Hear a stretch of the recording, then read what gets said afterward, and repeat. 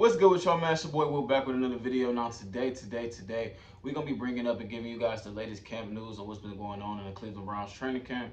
I know y'all ain't seen my face in a minute, man. I had an unfortunate situation go down. I ended up breaking my camera, my phone. So I broke my phone.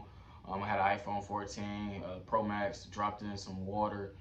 It's not turned on since. So I haven't been able to really tell anybody or get to anybody. I'm actually recording this on my mom's phone.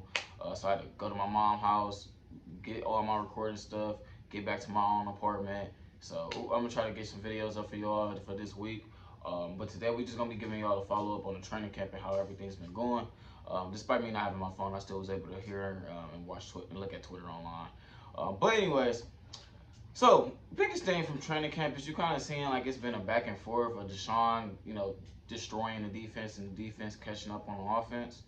And a lot of people don't know how to feel about this, and this is gonna go off, and people are gonna make, like, when the defense have good days, people are gonna put it all on Deshaun and hate and bash Deshaun. But we gotta, you kind of gotta look at it from both parties. First off, you should want to hear that Deshaun Watson is dicing up. It's like I start to see that a lot of y'all are starting to be a little bit negative about everything, which I guess is understandable. But we got to understand when we're being negative and who's being negative.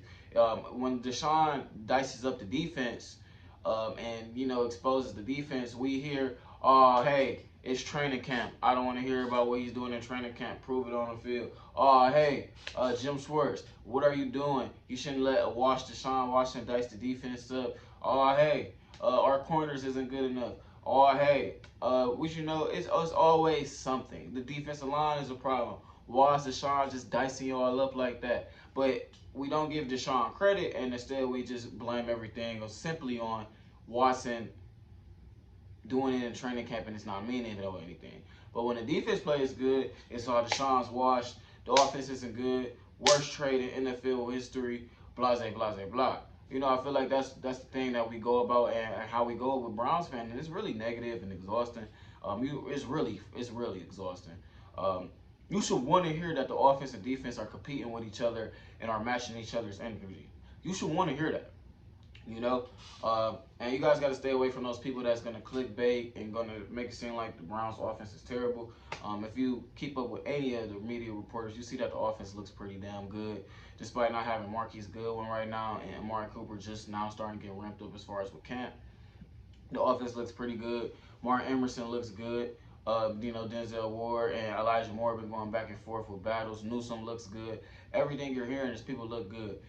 Now, let's go back into what I'm saying about some of the negative stuff that was reported, that Myles Garrett is giving it to Jedrick Wills. Just for you guys to know, practice is not a real game. It's brought up for certain schemes to work and see how certain plays play out in certain ways the defense and offense counteract with each other. Myles Garrett is not getting double teamed. He's out there one-on-one with Jedrick Wills. Jedrick Wills, with all due respect, is a B- tackle. We should not, under any circumstances, expect Jedrick Wills and Myles Garrett to be a fair fight. I'm talking about the Jake Trotter report. Just totally disagree with this guy was talking about, man. It kind of almost comes off like he's being negative.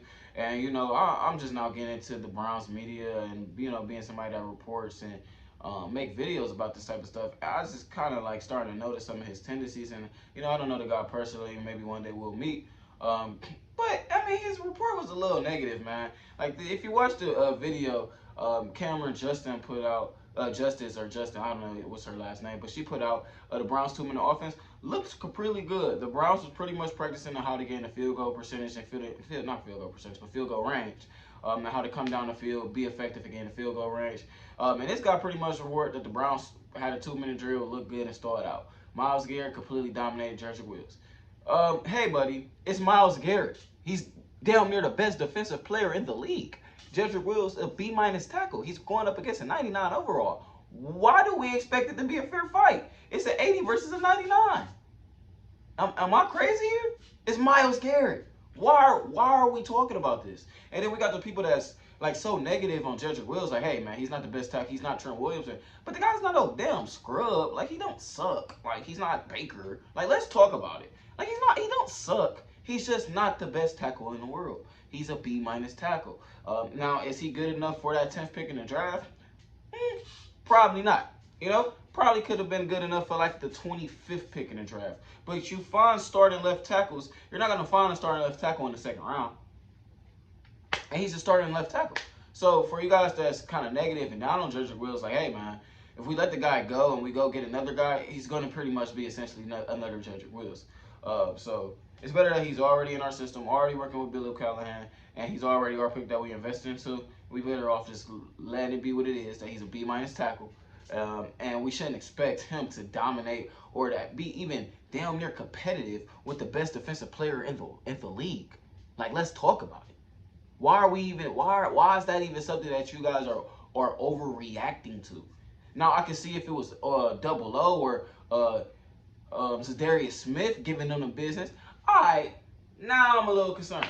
You know what I'm saying? Now you know what I'm saying? I'm like, okay, that's not what you want to hear. But it's Myles fucking Garrett. That's what you were supposed to hear happen. Put any left tackle not named Trent Williams one-on-one with Myles Garrett, and it's not going to be a fair fight. That's why he's the most double, triple team player in the league. So, you know, you guys can't overreact to some of this shit, man. Like, some of it is just ridiculous. The way we overreacted training camp, and then when we hear good training camp news, we just stuck in this miserable mindset as fans. And I'm not saying this is everybody, but this is a lot of people that's just used to seeing the Browns lose. We just can't accept that. Like, hey, we have a good football team. Hey, we're probably going to win double-digit games. Hey, we're probably going to go to the playoffs. It's just these people that just don't want to believe the shit and then want to just be completely negative about everything and want to tear everybody else down and create arguments all the time. Like, it's not good. It's not healthy. Like, of course, you got to take everything in training camp with a grain of salt, of course. But once you hear the defense, mind you, I don't know if a lot of y'all play sports, but hey, if I'm guarding you every day and I'm a good athlete and you're a good athlete, I'm going to have days where I beat you.